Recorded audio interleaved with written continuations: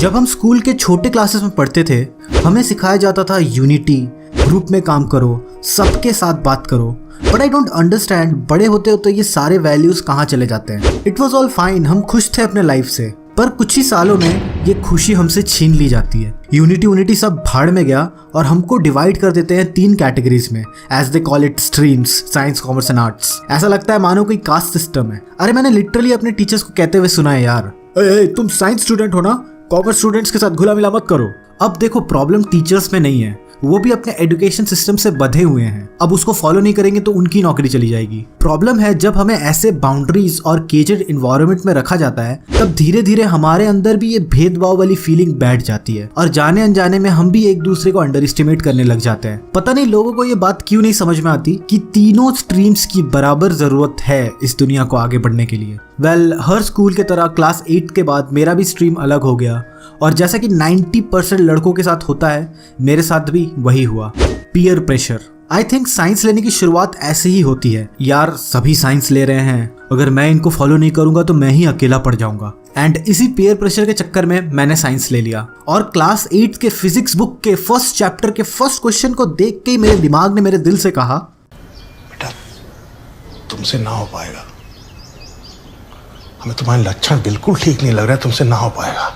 मुझे बचपन से ही ड्राइंग्स बनाने का बहुत शौक था और कहीं ना कहीं मैं एक आर्टिस्ट बनना चाहता था। पर क्लास 8 में जब मैंने इस रियलिटी को फेस किया तो ये सपना जैसे कहीं पे जाके छिप गया एंड मेरे ऊपर फिजिक्स के कॉम्प्लिकेटेड डेरिवेशंस और मैथ्स के बड़े बड़े फॉर्मूलाज थोप दिए गए, which happens with every other science student. कि हम कोई कंप्लेन नहीं कर सकते कि क्यों हमें इतना स्ट्रेस में रखा जा रहा है। मुझे तुम्हारे स्कूल के रूल्स नहीं मालूम, बट मैं मेरे स्कूल के बारे में बताना चाहता हूँ कि साइंस स्टूडेंट्स को कोई भी फंक्शन में अलाउ नहीं करते थे, no extra holidays and even routine से गेम्स पीरियड को भी हटा दिया जाता था। ये लोग दिन ब दिन जैसे रिस्ट्रिक्शंस बढ़ाते जा रहे हैं ना, वो दिन दूर नहीं है जिस दिन ये लोग बोलेंगे कि तुम लोग टॉयलेट में भी मत जाओ। टॉयलेट भी जाओगे तो तुम पढ़ाई से डिस्ट्रैक्ट हो जाओगे। और अभी तक तो मैं सबसे बड़ी प्रॉब्लम पे आया ही नहीं। एज ए साइंस स्टूडेंट तुम्हारे पेरेंट्स की एक्सपेक्टेशंस बहुत बढ़ जाती है। हर पेरेंट चाहता है कि उसका बच्चा साइंटिस्ट बने या इंजीनियर बने, और इवन आफ्टर पूरी कोशिश करने के बाद भी अगर कोई पेरेंट्स की एक्सपेक्टेशंस को मैच नहीं कर पाता, तब उसे एज ए लूजर, बेवकूफ, गधा कहा जाता है। जबकि किसी के मार्क्स का उसके इंटेलिजेंट से दूर दूर तक कोई नाता नहीं है। एंड समटाइम्स पेरेंट्स गुस्से में आकर फोन वगैरह ले लेते हैं या फिर बाहर खेलने या घूमने से मना कर देते हैं, which makes them even more sad. अरे यार, अगर किसी के मार्क्स कम आए हैं तो उससे जाके बात करो, उससे पूछो कि एग्जैक्टली प्रॉब्लम है क्या। उसके सारे लीजर चीजें छीन लेने से उसके मार्क्स बढ़ नहीं जाएंगे।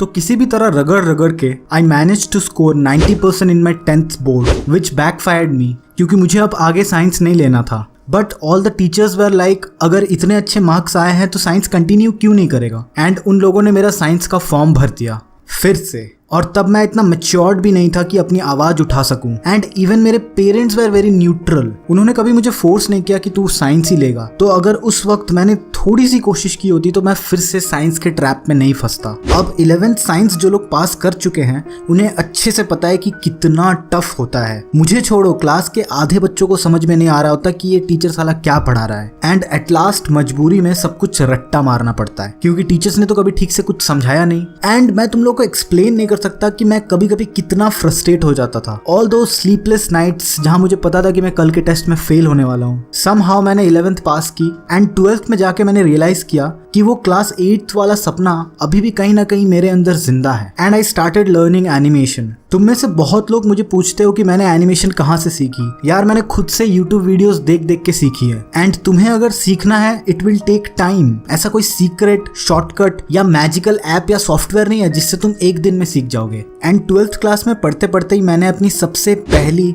एनिमेशन वीडियो बनाई। तो 12th एग्जाम्स खत्म हुए और फाइनली मैंने ये सोच लिया था कि अब तो साइंस नहीं लेना है। एंड मेरे पेरेंट्स ने भी मेरा पूरा साथ दिया and I took up commerce. Life after 12th has been easier, क्योंकि अब मैं कॉलेज के साथ साथ और भी बहुत सारी चीजें कर रहा हूँ। और यार, अपना यूट्यूब चैनल तो है ही। देखो, तुम्हें इस स्टोरी से ये चीज समझ आ चुकी होगी कि पीयर प्रेशर में कभी नहीं पड़ना चाहिए। अपने आप को पहचानो और ढूंढो कि तुम्हारा असलियत में इंटरेस्ट किस में है। मैं ये नहीं कह रहा कि पढ़ाई इंपॉर्टेंट नहीं है यार, पढ़ाई बहुत इंपॉर्टेंट है, बट ऐसा किसने कह दिया कि अगर तुम अपने पैशन को फॉलो कर रहे हो तो तुमको पढ़ाई छोड़नी पड़ेगी। तुम अपने पढ़ाई और अपने पैशन साइड बाय साइड दोनों को फॉलो कर सकते हो। एंड मैं ये भी नहीं कह रहा कि साइंस बहुत ही बेकार सब्जेक्ट है। अगर तुम्हें पढ़ना पसंद है, मैथ्स करने में मजा आता है, देन इट्स ओके, बट तुम अगर जबरदस्ती किसी के कहने पे साइंस ले रहे हो ना, तो तुम्हें अभी तो समझ नहीं आएगा, लेकिन बाद में आगे जाके पक्का रिग्रेट करोगे। तो यार अंत में मैं बस इतना ही कहना चाहता हूँ कि इस वीडियो को शेयर करो अपने दोस्तों के साथ या किसी के पेरेंट्स के साथ, एंड मुझे कमेंट्स में जरूर बताओ कि तुम बड़े होके क्या बनना चाहते हो। अगर मेरी इस वीडियो से किसी एक की भी मदद हो जाए ना, तो मुझे लगेगा कि चलो यार मेरा ये वीडियो सक्सेसफुल हो गया। तो यार अगर वीडियो पसंद आई है तो इस वीडियो को लाइक करो, सब्सक्राइब करो चैनल को अगर ऐसे और भी वीडियोस देखना चाहते हो तो, एंड मेरे इंस्टाग्राम और फेसबुक के लिंक्स डिस्क्रिप्शन में होंगे, वहां आके तुम अपने प्रॉब्लम शेयर कर सकते हो मुझसे। तो अभी के लिए चलता हूं, तब तक के लिए टेक केयर।